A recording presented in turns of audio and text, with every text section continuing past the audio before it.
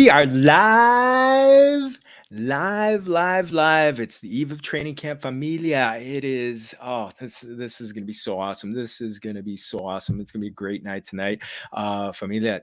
You know, we're here. We're live on YouTube. Hey, quick shout out to Dame Overboard, yes, finalist in the Scott Fishbowl, and we'll talk about a little bit of that right now. So, Familia. I'm so pumped for this show. We're training camps are coming up. Football season's here. We're going to be going south from LA to the other LA, as my invitada just mentioned right there. So it's perfect timing. So I also want to make sure that you're going to Familia FFB. You're going to hit that like and subscribe button right now on YouTube. Just give us that thumbs up and get in there. And also make sure, if you're going to underdogfantasy.com, use that promo code Familia23, Familia23 in Spanish. I don't know what it would be in French, but we won't go there just yet. But hey, you're going to get matched up to the first $100 on your first deposit. So get in there. Best ball season. This is the best time to be drafting. Practice. Get better for your home leagues. And we'll be talking about home leagues right now too. So Familia, I want to tell you, I have admired from afar via Twitter, our invitada right now, our special guest tonight, because honestly, I don't know if there's someone who, is funnier, is wittier, gives the zingers better, and the people just almost appreciate it. It's almost like a badge of honor to get a zinger, and I got to tell you, it's awesome, and I don't know how many people can walk that fine line, but I tell you, and fine line, not only walk that fine line, but hit a home run, just like Shohei Ohtani going out there. Matthew Berry's Fantasy Life scooped her up, and she's a writer for them. She's been marching in for them for quite a while now, and she's marching in live with us right now. So hey, love her Twitter handle because it makes her sound like a superhero. I was telling her that right before. So she doesn't have a cape on right now, but she's left her J job and she's come here to join us as her alter ego. Let's give a big bienvenido to CooterDoodle. Mi amiga, welcome. Thanks for having me. I feel like you hyped me up a little too much there. Oh, I tell you, hey, you know what? Got me blushing. Hey, I'm a PR guy I'm a PR guy at heart. So maybe I would have done great at boxing promotion, but hey, right now, fantasy football, let's talk about that. But just find her at CooterDoodle on Twitter, the most clever name. You guys have all heard the story, but if you want to share real quick what it is, I think it's the coolest thing. Yeah, it was my Xbox gamer tag. I didn't want numbers, and so I was watching Forgetting Sarah Marshall. How could I forget the name of Forgetting Sarah Marshall? And yes, they said Cooter, and I thought it was hilarious. And so I just, tried different things, and it worked. Got on Twitter, never thought anybody would ever see it, and here we are. Yeah, 15,000 people are paying attention every time you tweet. How cool is that? And yeah, Forgetting Sarah Marshall, one of the funniest movies of the last however many, I think it's like 10, 15 years or so. I don't know, I think it might be a little bit longer than that. Yeah, so we won't talk about that. We won't talk about age or anything like that. But you know what? I've been wanting to invite you on for a while now because I'm so happy you took the invite.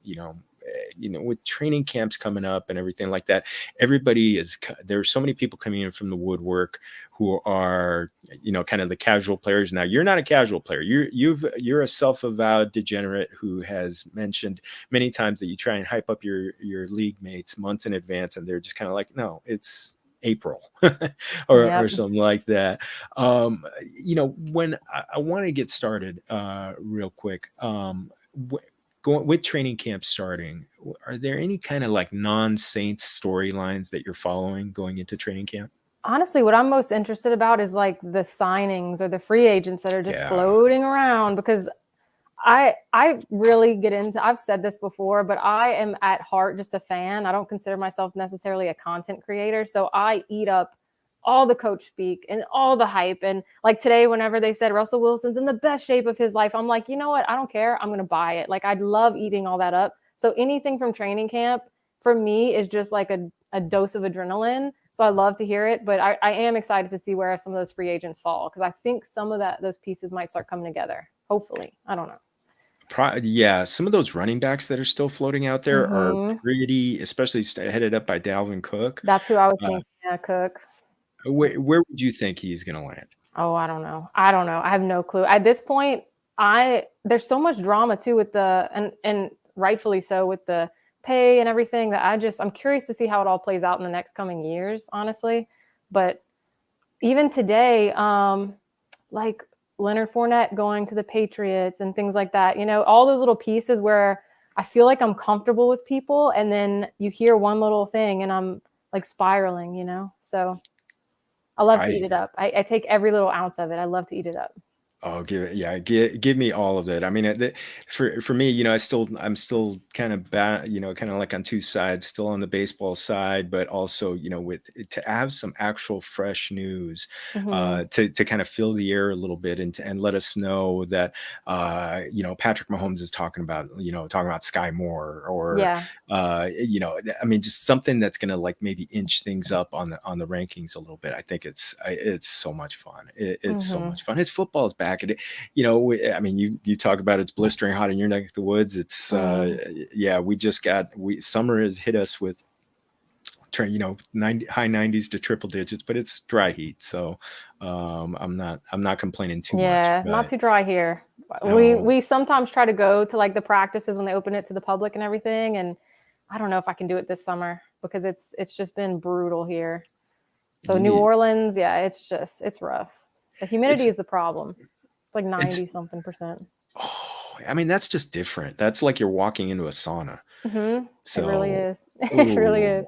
Oh, but hey, you know what? Somehow people exercise in that kind of stuff. I don't know. I'm gonna say a quick hello to some people in the chat. I recognize so many familiar names. Oh, Dame Overboard. Now we're gonna talk about this in a second, but I spent some time with Dame Overboard and Mr. Scampers at the LA Live draft. That's for Scott Fishbowl on Saturday. So Toronto Dave, amigo. I heard Scampers got a nice beard. It was the talk of the town. That beard is I'm telling you.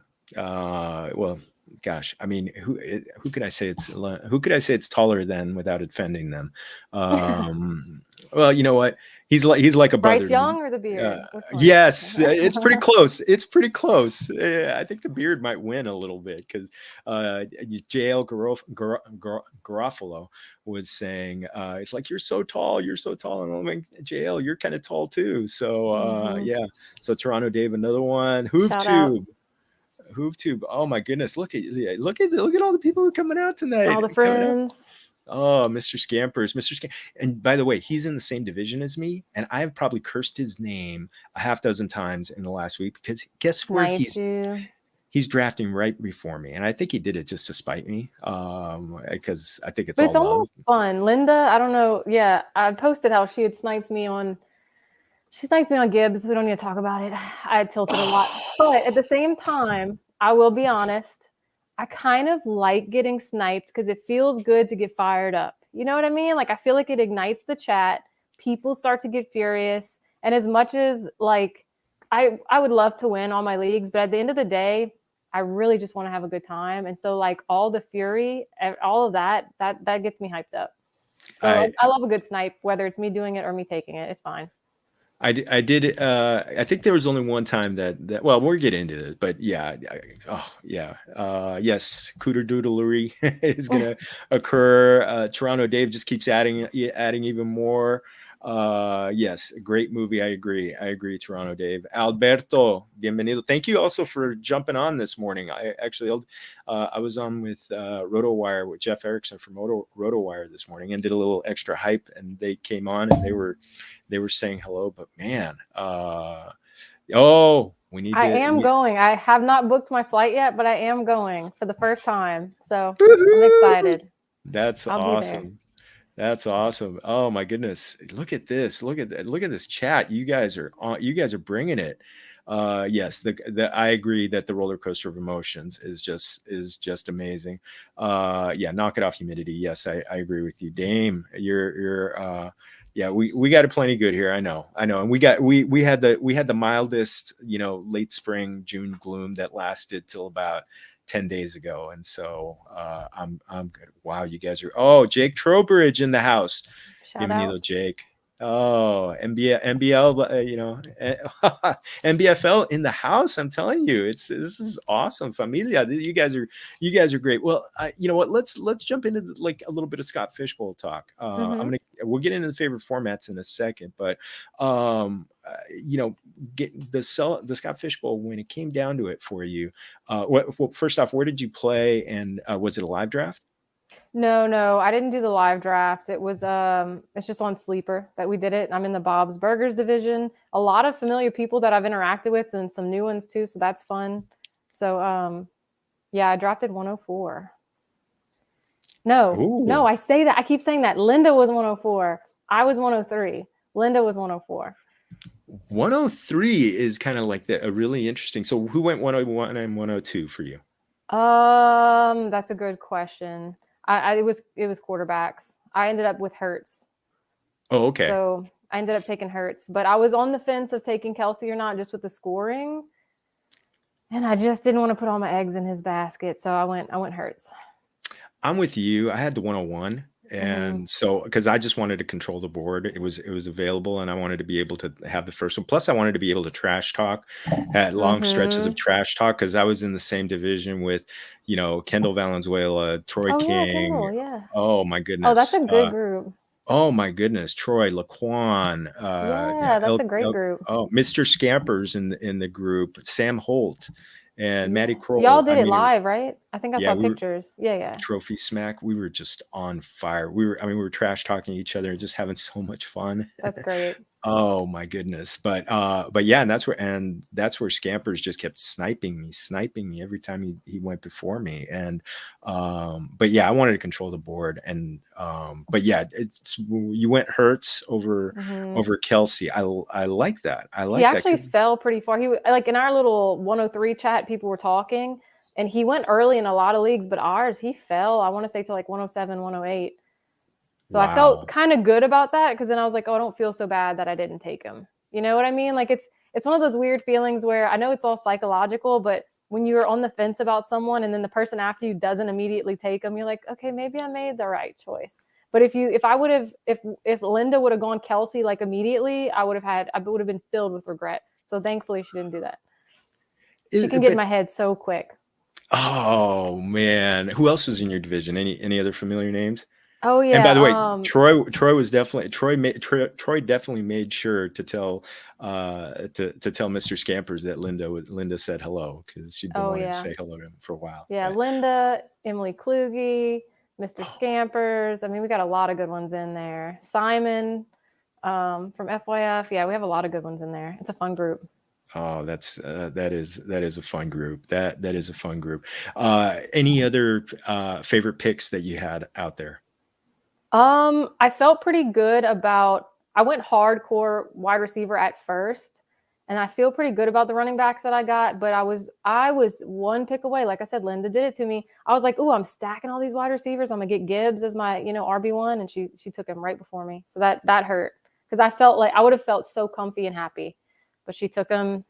Happy for her, like that meme where the kid's all mad. Happy for you, congrats. That's how I felt. I'm like, good job. Yeah, you're right. That was and plus Gibbs. Yeah, Gibbs is kind of like that. That's like a hometown guy. He's almost like Alvin Kamara 2.0. So if he does that, oh yeah, that one's. It would have been a nice start. That's all. But who did you get instead when you got sniped? Oh gosh, I don't know. It turned into a fever dream of like Fury. I don't remember who I ended up going with. I'll be honest. I'd have to look and see. But I was just tilted. I was like, I don't know what to do now. That's what I wanted, a running back. And then the other ones, I was like, I don't want this anymore. I don't know. I can go peek real quick. But it was ridiculous. The way that, like, when you get your hopes up and you think that someone's actually going to fall to you, that's the problem. You get so excited. I think the one that I got most excited about was having Jonathan Taylor fall to me at the 212. That was that kind of made my day. That, and then in the next round where I got big pats on the back was going Jared Goff and Amon-Ra St. Brown. So I stacked those guys up immediately. So, but I tell you, how did the tight end and did you have tight end and quarterback runs in yours? We did. I just realized after Gibbs went, I tilted and I went Russell Wilson. So he's in the best shape of his life. You know? I went him, but yeah, I have Njoku and Isaiah Likely as my tight ends. So not bad. I got good value on it. I don't hate it. Likely, you know, we're not done in ours. So, you know, we're not. He went we're real not, late. He went real late for me. So yeah, I think we're in round 14 in ours. So so yeah, we've still got a little ways to go.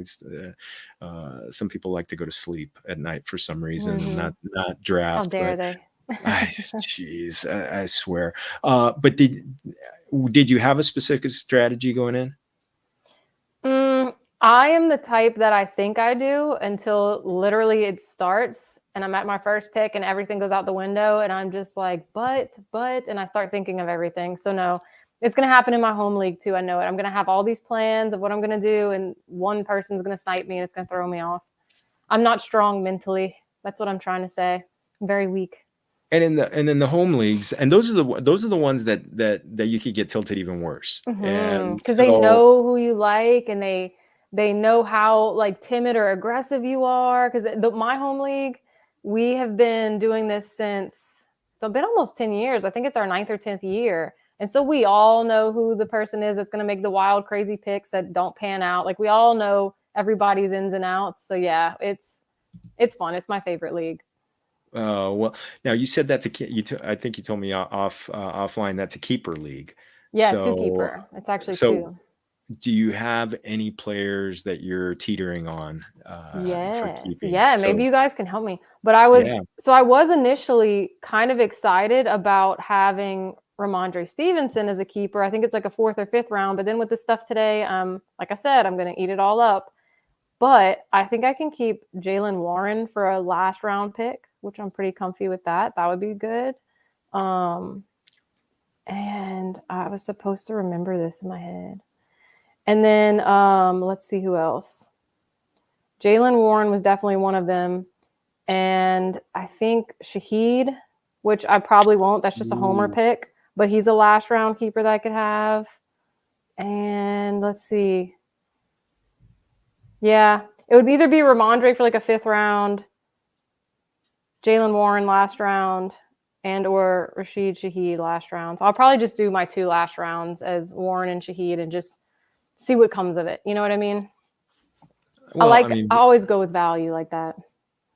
Yeah, Warren, I know that my Pittsburgh Steelers insider was saying that Warren will have a role. He thinks Najee is still going to have a significant you know, kind of like the bell cow role, but that Jaylen Warren will still get some good you know, definitely get a lot of passing down work, which is so valuable. So love it. And for a last round pick, I don't know.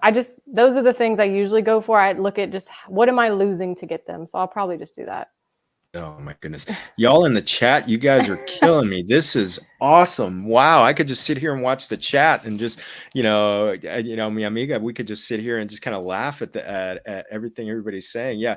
Yeah. Brad Bolt wants her to fly to Australia. I don't know what time it is over there right now, but thank you for chiming in. I think it's probably Brad's the best. He's probably skipping sleep or they just woke up. I don't know. I think it might be getting to be lunchtime. So yeah, but yeah, so yeah, I kind of like that. But you know what, Ramondre, so are you worried about the Leonard Fournette visit? So well, it's mostly just, I guess when you have a 2 keeper league, like at first it's like, oh, that's a great value. It could be a great value, potentially 4th or 5th round. And I guess it's just going to depend on how many running backs are being kept as well. You know what I mean? Like that 4th, 5th round pick, if they're keeping a ton of running backs, it's really as if it's a later one. So I'll just have to see because there won't be as many available. So it kind of ups his value. So I might just hold off and see if people start saying who their keepers are going to be first. And if they go hard running back keepers, I might consider it. I don't know. Oh, so not everybody has to declare at the same time? You could we have a deadline, but like when I know who I want to keep, I just throw it out there. People will say so. we'll see. I'm kind of like that too. I hear you. I like to just call my shot and just be like, kind of like play with my cards and just be like, all right, you know what, this is what we got. So, Yeah. but yeah, you know what, and by the way, tell me the difference between trash talking in your home league and maybe your Scott Fishbowl league, where you know the people, but maybe you haven't met them face to face. Yeah. That's a good question. Linda would probably say that I trash talk a lot, just because me and her, I feel like that's our love language. But in my home league, I don't know. So I lost last year in my home league. So a lot of the trash talk was very self-inflicted. And I think that's a big thing that you got to be able to do, because I feel like the only time trash talk doesn't land is when someone can't take it. And so if you can make fun of yourself, and also like when you're losing, take it when people make fun of you, then I think it's all fair game. You know what I mean? But it's the people that kind of get quiet when they're losing, don't say anything and hide in the chat. And then when they win, they start throwing, and that never sits well with me. No, they got to be able to take it as well as give it. And do you give it to yourself? Oh yeah, all the time. It's more fun that way. Yeah. Oh, absolutely. Yeah. Just, I mean, if you can't poke fun, I mean, if you could poke fun first, it makes it so much easier to do it with everybody else. So, oh man, this is, I'm already having a blast. So what are your favorite formats to play in? Or like what format is that keeper league, and any other favorites? Yeah, it's a half PPR. Every year we kind of tweak it a little bit. It started off just a basic standard 12-man league. Then we added the keeper. Then we added another keeper. Then we changed it to fab. Then we did half PPR. And my husband does not like that we keep making changes. He always threatens to, every season he threatens he's going to leave. He's like, if we do anything else, I'm leaving. And then we sneak in one more little change, so we're slowly like changing. But my favorite's redraft. I've tried Dynasty. I'm still in a couple, but it stresses me out. Dynasty stresses me out. I like to just kind of have a clean, fresh slate and not everything hinge on one trade, or, you know what I mean? Long-term decisions. So I prefer redraft, but I do like keeper the best, just because you get a little taste of it. Like, you still have to plan out and think for the future, but it's not like all hinging on these decisions for the rest of the, time. Yeah, that to me is the thing. And you know what? Now, are your dynasty teams, are they orphans that you inherited, or were they startups? No, they were startups during 2020 when we all were crazy and just thinking we could join 50 new leagues, Yeah, everybody was at home, not at work, and they were like, oh, sure, I'll join another one. That sounds great. What's another $20 or something like that? And then you hit the first waivers and you're stressed out because you're like, what league do I have this player in? And you can't, and you have 3 different apps, and I'm like, I couldn't keep track of it all. But I don't think I'm on MFL. I think I'm all on Sleeper this year, which is pretty impressive. I think I'm all on Sleeper this year. I don't think there's any ESPN or MFL. I'll have to check. Oh, I know Yahoo either. I've never been a Yahoo girl. We never had any on Yahoo. Oh, wow. Yeah. I'm kind of mixed. I'm more on Sleeper still. I think I got 3 on Yahoo, maybe a 4th if that league comes back.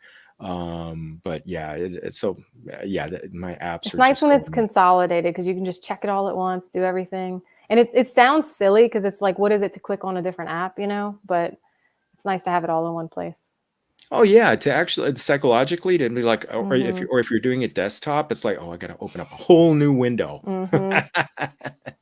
No, it's funny. So I wanted to get back. But how do you feel about like Superflex leagues? Do you play in any of those? Yeah, I'm in most of the Twitter leagues. I'm in are Superflex. My like real life human. I know Twitter people are humans too, but like my real life meet in person leagues, they're all single quarterback. But most of my Twitter leagues are Superflex. So that was a transition for me too, because I had never done that before 2020 either. So you're going to be able to meet those people when you go to the expo, right? I know. I'm so excited. I was like, I can see if you guys are real, Like, I've been talking to all these internet strangers for years. Oh, it's going to be funny. Now, have you met anybody in person? Barely. I met him and her sports at a Saints game one time. I met Kate and Michelle, and I'm going to butcher their last name, so I'm not even going to try, but ball blast them. I met them at the Taylor Swift concert in Houston. And but it was like so brief. The lights shut, the music was coming on, so we're like, bye. So like I've met a couple people, but nothing like an actual visit, you know? Oh man, yeah, you're gonna it's gonna be probably that Friday night. You're gonna be so busy hugging people, your ribs are gonna hurt because I'm just that's excited. Everybody seems so nice. So yeah, I'm just excited to see people and meet them and like in person, you know? oh, and you'll get to measure yourself next to the beard that is Mr. Yeah. Scampers Yeah. We'll see because if I'm as tall as the beard or not. Dame will be there too. So yeah, it's but yeah, to see it all come to life. And I mean, I just know that Friday night, like that last year was the first time I met a lot of these people. Like, I'm about to go to the hotel and Joey writes like, "Poppy, where are you?" And then next thing I know, it's like there's Troy, there's LQ, there's Kluge, and it's just boom, boom, boom. It was just Nate. Yeah. It almost feels trippy. Like all of a sudden it's just everyone's in one place. Yeah. I'm excited. You're just gonna love it, and then you're gonna be like, "Oh my god, I got 2 more days of this." Yeah. Yeah. Yeah. Now, can we talk you into karaoke? No, I'm so sorry. That will not be happening. I will be listening and cheering and singing without a mic in front of my face. Even if we play some Taylor Swift. I'll sing it, but not with a microphone. That's just not my thing. It's so funny because like somebody was telling me earlier, they're like, I can't believe I posted a video of I fell asleep watching TikToks last night and it was repeating this thing about like yoga to help you fart or something. And my husband videoed it. And somebody was like, I can't believe you posted that because it's embarrassing. I'm like, that doesn't embarrass me. But singing in front of people, that embarrasses me. I will not be partaking. Oh, well, there are still some videos out there. Dr. Kevin Murray, also in our league, he posted a few things of me singing Sweet Caroline last year that that's a good one. Oh yeah. I will say I do like to see what people's karaoke song is. Like that's fun to see. I feel like you can learn about people of like what their one song is. Yeah, they get that one shot. If I get one shot, it's that song because I just know everybody. I know everybody's gonna sing along, and I don't have to sound good, and it's gonna be fun. It was fun. I felt like I saw Mauricio Gutierrez and his wife Gemma right after, and I was just like, and we're both big U2 fans, and I said, if that's like 1/millionth of what Bono feels like, imagine, like, yeah, the rush, huh? Yeah, and that was still amazing. So yeah, that was pretty cool. But yeah, you're just gonna love it. You're gonna have a blast. And I mean, yeah, just definitely soak it in because it's just like and you know what? It's gonna be funny because people are gonna be when you see them, you're gonna be like, oh, you're gonna recognize having shared screens with them, and you're just gonna be like, oh my god, you're real. You really are real. Exactly. So I want to answer one question. McGonigal, what's the TE plan? Well, I went Chigaconquo on and does the Hopkins news? No, I think he's still gonna. I think it's still gonna be a narrow tree. I think Hopkins will be the target leader, but Chig will be going. Will be sharing targets with kind of splitting targets with Traylon Burks. They'll probably be around 100. But he's my only tight end through 14 rounds, so I need to get some work and get him a backup plan. So, oh my goodness, you guys in the chat are just amazing. I know. I want to know what song did you pick? He said he picked his karaoke song already. Oh, I wonder what it's going to be, unless he's going to try to surprise us. For mine, it has been picked, and it's going to be a duet with Nate Paulvote. So, oh, really? I love Nate. I love Nate. Our Sweet Caroline last year started out as a duet, and then he kind of like petered off to the side, and then I took it from there. But yeah, it was there's a song, so we'll wait to preview it there because it's gonna be a good one. Let's just say everyone's gonna sing along. Okay, I'm excited. So that's gonna be good times. Okay, so you're gonna be there, and I'll make sure I'm gonna point to you right before, and it's like, okay, yeah. I'll be like, I know. Remind you of that moment. So, so I wanted to talk a little bit about because we could go so many different directions. But yeah, after you started creating content, how did you know that you just found your people, especially on Twitter? Oh, that's a good question. I feel like, and I mean, I'm speaking just for myself, but I feel like because I joined Twitter at like the peak of COVID, like I think it was April, right when we were all hunkered down in 2020. And so I think that mixed with like everybody having this sense of you kind of lost a piece of a social life because you weren't going out and doing things, especially down south. We go out to eat all the time. Like everything's centered around food. Like, hey, I made a gumbo, come on over. Hey, like everything's about food and going out. So we see people all the time.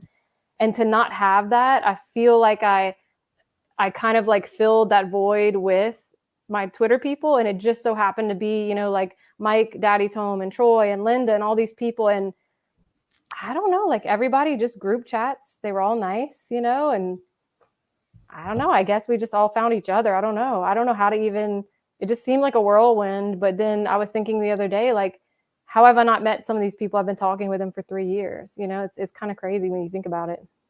And especially, well, I mean, I guess people are traveling more. You know, you never know. They might start they might start coming around and be like, hey, you know, we're you know, let's meet at Commander's Palace, or let's get some gumbo or something like that. So no, it's awesome. So I wanted to ask about your e-newsletter that, and I thought it was really cool. The other day, you reminded people to touch grass and the reaction. So tell me about that reaction. How it was for you? Oh, whenever Twitter went down for a day, was that the one? Yeah. Yeah. Yeah, I have that little, it's a newsletter that I just write every 7 to 32 days, just when I feel like it.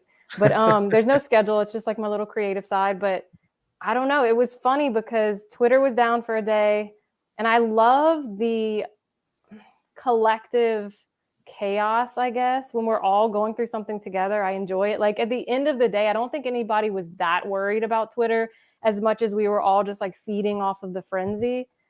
And so I thought that was kind of interesting to watch, like almost like from a bird's eye view, just watching everyone like little ants freaking out and rate limits and people, whatever. But at the end of the day, though, I remember the first time when Twitter was allegedly going down, people were actually freaking out because some of us, that's all we have is our Twitter, you know, and some people were like, oh, let's get on Discord or let's whatever, because if it goes down, how do we contact each other? But I mean, I don't think it's going anywhere personally. I don't. It's getting very annoying, especially now that you can't DM people unless you're verified or something like that. I haven't, knock on wood, I haven't had that issue yet because I really don't want to have to pay for anything.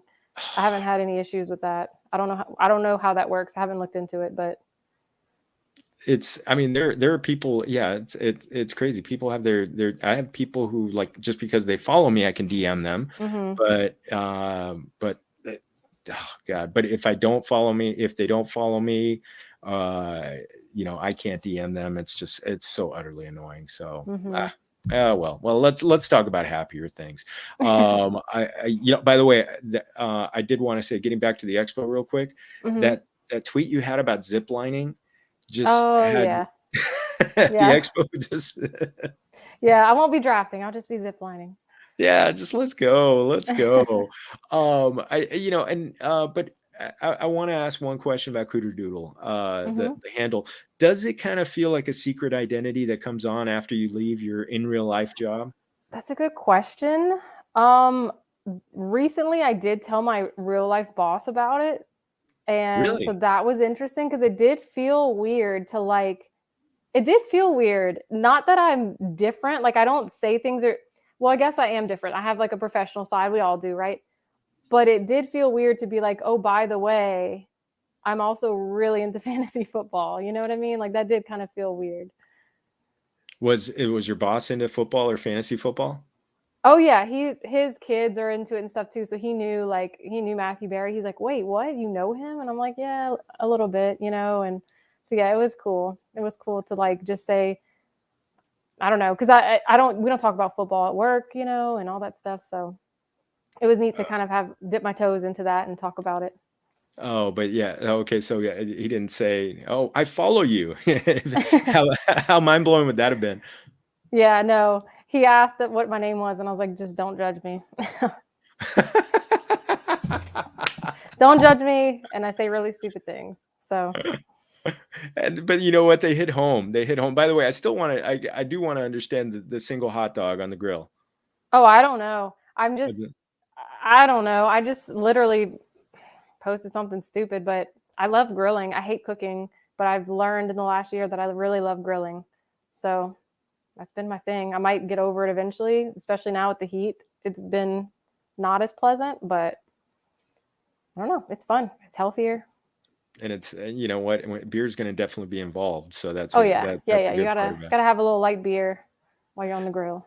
I do remember there was a tweet that you had one time, and you were like, you made a joke about like you filmed lighting the fire on a grill, and you're like, oh, now I see the allure that you guys have been talking about all this time. So yeah, and especially where I'm at, like we're out in the mosquito haven swamp areas, and so land is a little cheaper here, and we have behind us like cane fields and stuff. So there's no houses, so yeah, it's just very peaceful. Quiet, other than my neighbors probably hearing me blasting Taylor Swift while I cook. But yeah, it's nice. It's like a little getaway for 30 minutes, you know. So, by the way, my daughters and I our family is going to Taylor, her final show of the entire Nice. tour. We got lucky. We got tickets. We got nosebleeds. But it's still going to be great. Yeah. 3 favorite Taylor songs. Oh gosh, great question. Cruel Summer. Ooh, This yes. Is Me Trying, and Don't Blame Me would probably be. It changes every day, but that's probably where I'm at. Yeah. Oh, and by the way, I saw a TikTok the other day about somebody using Taylor Swift song titles as fantasy football names. Mm-hmm.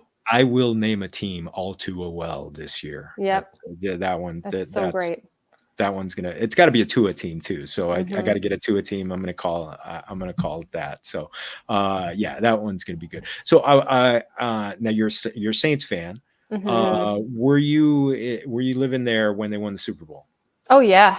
I was in college because what was that? 2009, I believe. 8 or 9. Yeah. I think it was 9. Yeah. Yep. I was in college. We were at my husband and I were dating at the time. We were at his parents' house and we had a lot of friends over watching it. And I remember thinking in my heart of hearts, I'm like, I know we're not going to win this, but it would be cool, right? And like I had no faith that we would. And when I tell you, when we won, like we had finals or something coming up. We had like school things to do.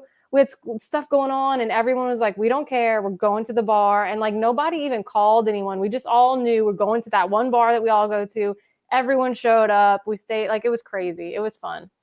How did it compare? My husband actually had his friend nosebleeds, but they had season tickets that year. So he went to like the NFC Championship, everything. So it was a good year. It was a good year. I don't know how he didn't flunk out going to all those Saints games, but it was a good year. How does it compare to Mardi Gras, that party?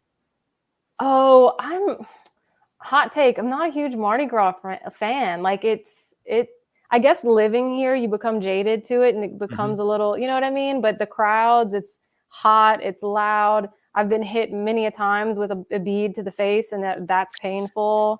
And so, and at the end of the day, you have all these bags of beads that you can't do anything with. So I would give up Mardi Gras for the rest of my life to go to the Super Bowl again. Okay. Easily for the Saints to win another ring. Oh man. Well, having been there for New Year's Eve, and I think we celebrated like 4 or 5 New Year's Eves right there in the French Quarter. I can't imagine what Mardi Gras is like because that was just one of the craziest nights of my life. And but yeah, the Saints winning. Gosh, the first championship for the city. Just how awesome! Breeze. Just the whole story, everything. Yeah. Oh, do you have a favorite Saint ever? That changes too. I'll be honest. I mean, I love just who Drew is as a person. I love Drew, but I love Ben Watson. I know he wasn't with us for a super long time, but I love him. Right now, I love that we have Jamal Williams. I think he is hilarious. And so I love that he's a Saint. I need to get a jersey. I need to get a Jamal Williams jersey. I hope that I love Kamara, but I hope that Jamal just has an epic season. I would love to see that happen. And he's just funny. So. Oh, he's awesome. And we're going to leave that question unanswered about how she got the beads. So. Brad, no.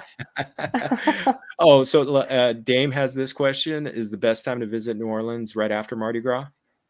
Probably not, because there's probably a ton of beads and trash and hungover people in the streets, if I had to guess. The best time to visit Mardi Gras, honestly, like would be if you had events to come, not Mardi Gras, New Orleans would be if you had events to come to, or like a concert or a football game. And honestly, even like when it's colder, I would avoid the summer months here. It's just, we live here and it's brutal. It's a lot. Oh man. So. Okay. Oh yeah. No Taylor Swift. We're just blasting it. Okay. You know, well, I could turn on Style and then I could start singing it. That's one of my go-tos right there. The girls love to play that. I always tell them whenever we're driving, they're going to play Taylor. It's like, okay, Dad's got to hear Style first at some point. So it's just one of those head banging, you know. I know Matthew Berry went to a concert with his family too. I thought that was cute. Oh yeah, Dad's he was posting all the videos, and he was showing how he didn't have to wait to go in line to use the bathroom, which I will say that was traumatic.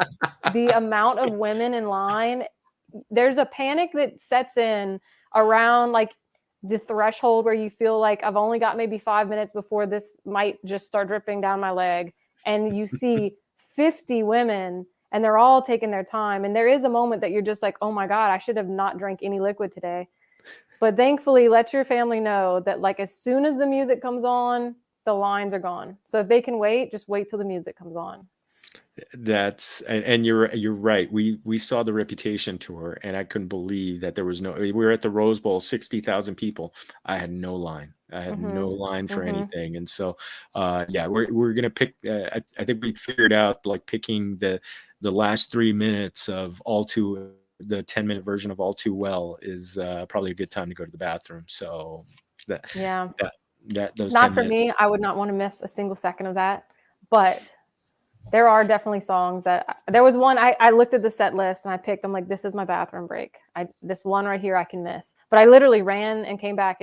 I only missed like maybe 45 seconds. I was like, oh wow, that's good. That's good. I will tell you, it's not on the set list, but if Gorgeous gets played, I'm losing my mind. Maybe it'll be secret song. You never know. She's gonna break out. She's gonna break out something that night. Last night, yeah. She'll probably make some big announcement about something too. You never know. Knowing her. Yeah. Absolutely. So back to the Saints real quick. So let's talk about 2023. The new quarterback with Derek Carr. How do you think that's going to impact Chris Olave and possibly Michael Thomas if he's healthy? If he's healthy, I'm hopeful that he'll be better. It's interesting because if you look at the whole NFC South, it's like an entirely different division this year. All these different pieces have moved and everything. So I'm curious just in general how we're going to pan out and how all the teams are going to pan out in our division. But I'm hopeful with Carr. I think we needed a fresh, like I love Jameis. I love Andy Dalton for what they, can do, but I think we just needed something fresh. So I'm happy with that. And Olave, I love Olave, but I'm a little nervous that people are overhyping him just a little bit. And it's not because I don't believe in him, but I just think we should temper expectations. At the end of the day, the Saints have to get the ball in, to the end first for him to score touchdowns. So I don't know. I was very high on them last season, and I think I am just trying to pull back. I'm trying to, savor my feelings, save myself from getting too hyped. Yeah, I hear you on that. There's a part of me like where I see him getting drafted in the second round. I've let other people grab him because sometimes I'd grab one of the elite quarterbacks at that point to see what my build looks like. Because I don't know if he's going to get 150 targets, and I feel like he's got to be one of those guys like Garrett Wilson. He's talented by far, yeah, obviously, but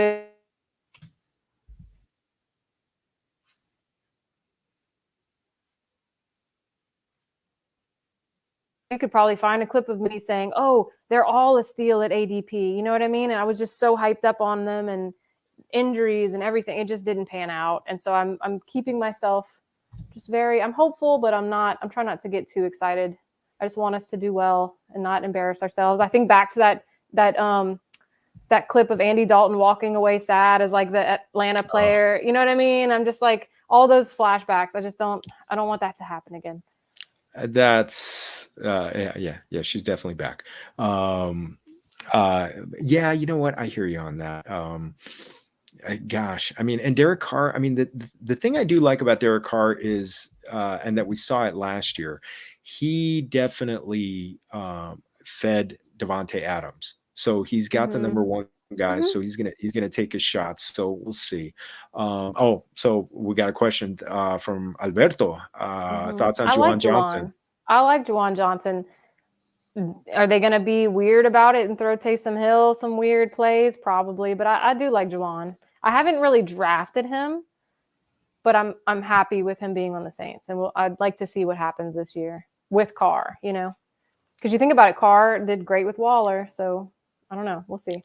He definitely did. He definitely fed him. I mean, he likes those bigger targets. Michael Thomas, Alvin Kamara. Any quick feelings on their? Again, just keeping my heart covered and safe because I just don't know what's happening with Kamara. I know it got moved from a felony to a misdemeanor, but I don't know what that's going to mean as far as the suspension. People are still saying it could still be 4 to 6 weeks. And then Thomas. Every time I get excited that he's back, and I mean, he's a talented player, but then he just can't stay healthy. So I don't know. I'm just cautious. Don't want to get too excited. But if we have a full team and they're all healthy, which anybody could say about the players, but if they're all healthy, then ask me again and I'll be super thrilled. That to me is the big health factor with Michael Thomas, because last year, I mean, he was healthy for 3 games, and 2 of them he actually did really well. Yeah, looked. It was like, as fans, we were like, okay, this is what we waited for, But yeah, I don't know. It's one of those things where there's so many players over the course of the last, just over time, that you wait and you're like, but they're so elite and they have this talent, and you wait. And you wait. I think back to like Le'Veon Bell and some of these other ones, and it's just like they never get back there, And so I don't know. I think he's good for Olave if he's on the field for sure. And I think he's going to definitely eat, but does he play a whole season? I don't know. I'm hopeful because I remember that first game where he just torched AJ Terrell, for 2 touchdowns. One of them was like a beautiful contested catch. He's talented for sure. But yeah, and Kamara. Well, we're gonna see with Kamara. So we got a couple questions. HoofTube, by the way, I know HoofTube. I want to hear you sing "Purple Rain." So that's the song I want to hear you sing. And I was gonna borrow his cowboy hat last year because it was one of the coolest things I've ever seen. But Foster Moreau, possible reunion. Yeah, and I don't know too. Like, I'm looking right now. They have Taysom Hill as 3rd technically on the depth chart. So I don't know. I'm interested to see how that goes. I don't know anything about who they're blocking and how they're used, so who knows? And we do know there's going to be 4 games where Taysom Hill is going to score like 1 or 2 touchdowns. And he's going to be probably on none of my teams. I don't think I'm going to be drafting him anywhere. I love the Taysom Hill hype, but with Sean Payton gone, I just don't feel as inclined. You know what I mean? Like, you're not going to know which week it's going to be, and for whatever reason, Sean Payton loved him and loved to utilize him. I just don't think it's going to be quite the same. It's going to be weird. Oh, by the way, HoofTube singing Enrique Iglesias. It better be in Espanol. It better be in Espanol. I'm going to be singing in the audience right along with you, my brother. Definitely doing that. Cameron Jordan. Oh, I do love Cameron Jordan. Yes. Does he finish the season? Is he saying he won't? I hope he does. I love Cam Jordan. I have a signed. Maybe it's not up here. I have a signed Cam Jordan thing in my house. I thought it was on there, but I don't see it. But yeah, I love him. Well, let's stay in the NFC South. Going over to the Falcons real quick. I'm not gonna get into Bijan because we're all drafting him. We all know he's gonna be great. Drake London and Kyle Pitts, could they both be good with Desmond Ridder? Honestly, I was surprised. I feel like it's more of a coaching thing that I'm curious about with the Falcons, because they have all these strong pieces that it just seems like they didn't know what to do with them. You know what I mean? Like, I'm curious to see. I'm not as much even worried about Ridder as much as just how are they planning to utilize everybody on the field. So I don't know. I'll say this much. I usually talk a lot of trash about the Falcons, but they've got a lot of strong pieces. So I don't feel comfortable talking trash about them right now. It all comes down to if Desmond Ridder is good. That's the big thing. If Ridder's good, then he could support two pass catchers, because London looked good there at the end with Ridder. It's just a matter of, is he gonna? can he take a step forward? And this, if he's going to take a step forward, this is going to be it. This is going to be the year to do that. Yeah. Baker Mayfield is now in your division. I know. Isn't that weird? I'm telling you, like the whole division is just fresh and new and different. Like, who are all these people? It's weird to see them here. It's going to be weird to see him in orange. I got to tell you, but looking at him, thinking about him, is he someone that can support Chris Godwin and Mike Evans and keep them viable? Baker is an interesting one to me because I feel like and I know nothing about mentals, but I feel like for him, sometimes it's just a mental game. Like I feel like he can do it, and he's shown us that he can for like spurts, So I'm curious to see how that plays out. But I mean, Mike Evans, and I guess it's one of those situations where it's like, give us a couple games with him, you know what I mean, and see how it goes. But if I looked at all the quarterbacks right now in the NFC South, none of them are like sure things. You know what I mean? Like they're all at the point where whether they're either fresh or whatever it is, that it's like, I don't know. I don't want to plant my flag on any of them personally. That one's, if there's one I'm going to plant my flag on, it's Godwin. Yeah. Just because I feel like Baker's gonna hit the slot receiver on the short routes before he has to break down the pocket, and I know he's got a good deep arm. I just feel like he's gonna hit Godwin like 140 times, target him about 140 times, and it's gonna be as good. long as they don't do it against us, then that's fine. That's fine. By the way, yes, Mr. Scampers did snipe me for Taysom Hill because I was so gonna grab him right before I was at the end of that tight end run that made me just give up on the tight ends that round. But especially Scott Fishbowl and the scoring, Yeah, exactly. That one's crazy. So the last team in the is Carolina, the Panthers. Are you buying that Miles Sanders could be a bell cow? And he's going off as the number 64 overall player right now in underdog. Yeah.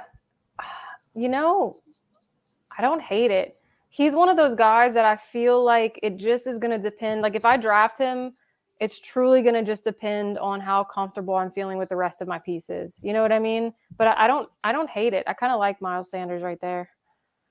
I do kind of like it. I don't know if I'm buying that he's gonna be a big pass catcher this year, but I do feel like he's gonna get. I do feel like he's gonna get a big workload running. So I like that one. Oh, we got a Saints question. Who's QB2, Winston or Zoolander? Oh yeah, he's making fun of Jake, our third string. Those photo shoots. I don't know if you saw the guy. Oh yes, that's right. Yeah. Gosh, we have a goofy team between Winston and then those pictures and Jamal Williams. We have a goofy team this year. I'm sure the locker room is going to be a mess, like in the best way possible. But I think it's going to be a mess. Yeah, good. I just want to see some good fun memes coming out of that locker room. But so getting back to fantasy football, is there a player that you're maybe looking to pass on in redraft this year, no matter what? No matter what. That's a good question. I don't know. There's not many that I'm like super against, but it just depends. Like right now, personally, I'm not drafting Kamara, just not knowing. He's one of those guys that like, I don't know. I get very, very timid. But like I said, as soon as the draft starts, maybe it changes. You know what I mean? In August, once we know more, and then once I see how things are going in my home league, I might just get cocky and take him. So I don't know. We'll see. But probably things like that right now is just kind of being cautious around players that have lingering stuff going on. I'll say this too. I don't think I would draft Michael Thomas, even if he was just a last round. I'm just kind of, as a Saints fan, I'm just numb to it. I don't really want it. So he's probably one I would avoid. I feel and not to say that he couldn't be something. It's purely just psychological. I've just had my hopes so high that I'm just kind of like, y'all have it. You have fun with it. So what's that? Fool me once, shame on you. Yeah. 2, 3, 4. How many times is it now since 2019? Yeah, that one. Yeah, I bought in last year. I've dipped my toe in. I'm not diving in this year. So that one's not doing it this year. The one thing I will say about Kamara that if I'm drafting him as my third running back, I don't feel so bad about it.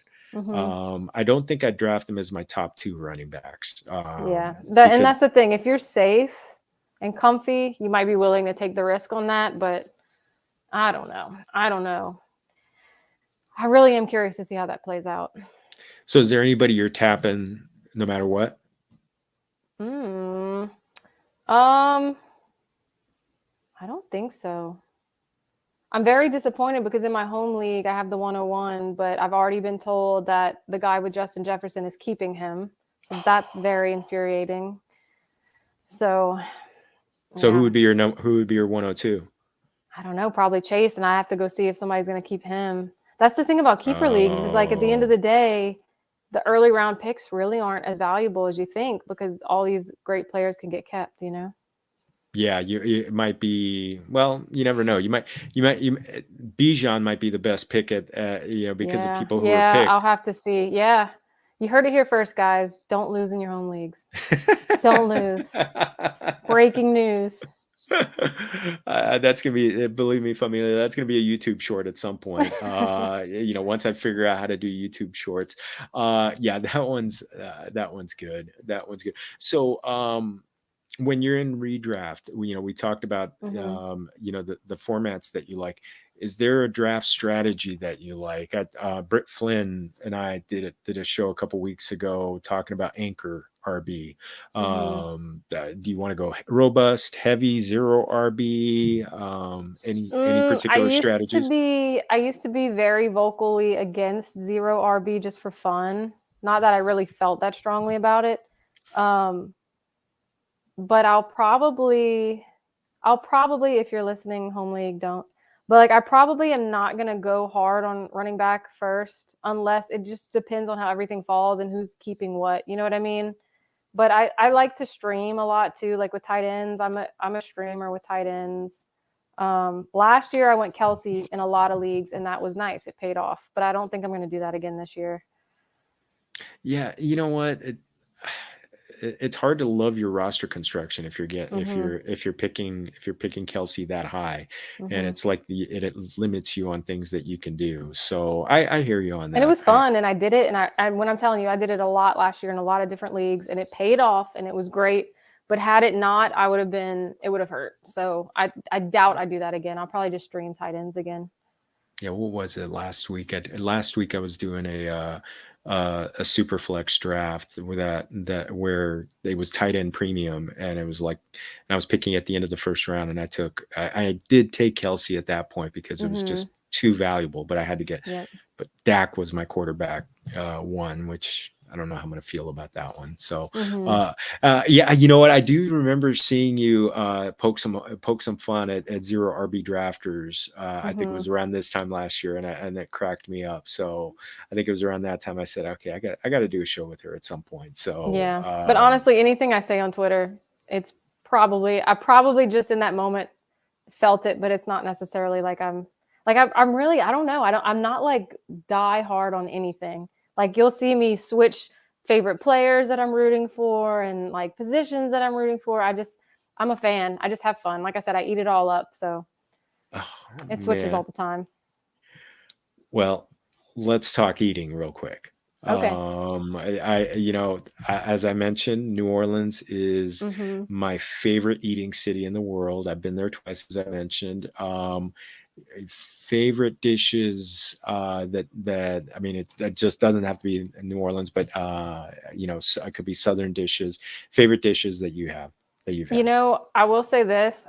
Shout out to, there's this guy on YouTube. He calls himself the Cajun Ninja. And if you just go on YouTube and type Cajun Ninja, meatball stew, Cajun Ninja, pasta laya, whatever, like that's some good Cajun food right there if you want to try it at home. But yeah, I mean, we eat a lot of rice and gravies and stews and a lot of that stuff. Ooh, yeah. Okay. And one of my uncles every year for Christmas makes a big pot of jambalaya my goodness. Nothing like tamales and jambalaya on the plate. It's down here, it's gonna be a good party when you show it, and there's like the pot bigger than people, and they just got that big, it's like that it almost looks like an oar, like you're about to go like in the water Yes. and they're just stirring up, all that rice and meat, and you just know it's going to be a good time. That's the ones where like they've been doing this for a long time. They know what they're doing. Oh, and they've probably been doing it like it's probably like they start at like 10 in the major morning. process. Yeah. They start drinking at 10 in the morning too. So by the time you get the food, so that you hit a threshold where it's like, oh, this is great, and then also now they're drunk and they're burning it. So you got to catch it right at the peak. You know what I mean? You got to catch it at the right time. Does the more they drink mean more spice that they get added to it? Not usually. No. Which is funny. I'm not like a huge spice person, but at the same time, my baseline is probably higher than other people's because we put spice on everything, but I don't like hot spice. I like flavorful spice. So I don't know. I do have a friend of mine who makes authentic Louisiana hot wings. And gosh, there was one time I probably ate like more than a dozen at one sitting, and my head was sweating. See, I can't do that. I loved every second of it. I don't like that kind of spice. We have this seasoning that's called Slap Ya Mama. You probably find it on Amazon, but like that's what we put on everything. Like put it on eggs, put it on vegetables, put on everything. Slap Your Mama. Oh, Bob Harris saying hello. Yes. Yeah, we were talking about the sweat on the forehead is just right. Oh, it's just. It reminds me of my grandfather. My dad and my grandfather would, every time we go eat out, they get a tiny bowl of gumbo as an appetizer. Then they'd get some big meal, whatever it would be, and then they'd always finish it off with another tiny bowl of gumbo as like their dessert. And every time they'd have the hot sauce in it, and you would just see the red face and the sweat. And as a kid, I'm like, you look miserable, and they're like, it's so good. But I just could never understand it. Oh man, my father used to have a jalapeno pepper, and he'd take a bite of his food and eat the jalapeno pepper, and just something about it. I mean, like love, if it hurts, that means it's the best. So, so I gotta know. I have heard that you can get good Mexican food down in that neck of the woods. So, what are some of your favorite dishes there? I'm a simple girl sometimes, but I have been just like changing and trying new things and like getting off the a la carte of like just mixing and matching and stuff. But I'm always good with like a steak taco. I like to have my purple onions and my cilantro on it, and all that good stuff. So I love the when they have a good like jalapeno ranch. I will eat that. Like candy. Jalapeno ranch is my favorite. That's good. Kind of like the hot and the cool, right at the same time. That's a good contrast right there. Almost like sweet and sour, but just in a different way. So, okay. I haven't tried a spicy margarita yet, though. I need to try that. Everybody says they're good, like a jalapeno margarita. I've never done that. It's got to be made right. Got to be made right. Yeah, because I've had good ones, and I've had ones that were just like, ew, So it's just it's got to be made right. So I tell you that I like to put good tequila in a margarita, so not just a house brand or something like that. So I might give you a little homework on give me some homework. Dishes. I'll try some stuff. I will say if you like a little spice, chorizo is really good. Okay. You don't even, I mean, maybe just a little pico de gallo on it. You don't need to add any salsa or anything. It's just a little. Yeah. Oh, I like pico. Yeah. Yeah, so it's really good, and carnitas is also a personal favorite. So yeah, a few of those things to try. That's good times. That's good times. Oh, mi amiga. Oh, this has been. I can't believe we're at an hour. I know it flew by. It really flew by. Oh my goodness! You've get with training camps and everything coming up. I mean, what do you have? What do you have coming up? With the movie. Yeah. Yeah, we're just writing articles at Fantasy Life. Like I said, maybe go and see some Saints practices, depending on the weather. I don't know if I can make it happen. We'll see. But yeah, just eating up all the hype. I'm telling you, you'll see me on Twitter. Any little thing, I'm going to be buying it. When you see a good long bomb from Derek Carr to Olave, I think you're going to get tilted at that point. I think all doubt will go away, right? Yeah, until there's an interception, and then you see me start freaking out and throwing out F-bombs, and yeah. Yeah. It's so funny. My mom is like this little sweet, like she's the definition of like, can I make you guys some cookies? Do you need anything? But then when the Saints are on, she is blood pressure through the roof, cursing, like, oh gosh, sorry, and she's like into it. It's so funny. So yeah, we're a Saints household through and through, for better or for worse. I love it. I love it. Reminds me of my mom with the Dodgers, because she won't curse, but she'll just be like, if they mess up, she lets the TV know. So oh yeah. Oh my goodness. Well, anything else you want to plug coming up? Just subscribe to Fantasy Life and good luck in your fantasy leagues. Oh, Familia, this has been you know what? We started talking about this about a month ago, and it's great when you have high hopes for something and it surpasses and that's what this last hour plus has been. So mi amiga, thank you again. Can't wait to see you in Canton. So yes, we're gonna toast. We're gonna do a little salud at that point. So yes, one more time. Follow her at CooterDoodle. Again, one of the great Twitter handles out there. Familia, you know where to find me, at Jorge Martin 17 on Twitter. Make sure you're following us, giving that thumbs up to Familia FFB on YouTube, and also if you're going underdog, use that promo code Familia23. Get matched up to your first $100. So, oh my goodness, this has been awesome. My ribs hurt from laughing so much. I can't believe I have to go on. I committed to another live stream after this. So, thanks for having me on. That was fun. Oh, mi amiga, this has been awesome. So, thank you again. Everybody in the chat, everybody, so grateful. You guys really brought it. Yes, Bob, we're going to see you in Canton. Nos vemos. Big hug coming to you too. And once again, Mr. Scampers, everybody, Dame, Alberto, everybody, HoovTube, all our friends, Jake, everybody, muchas gracias for joining us. And remember, todos somos familia. Salud.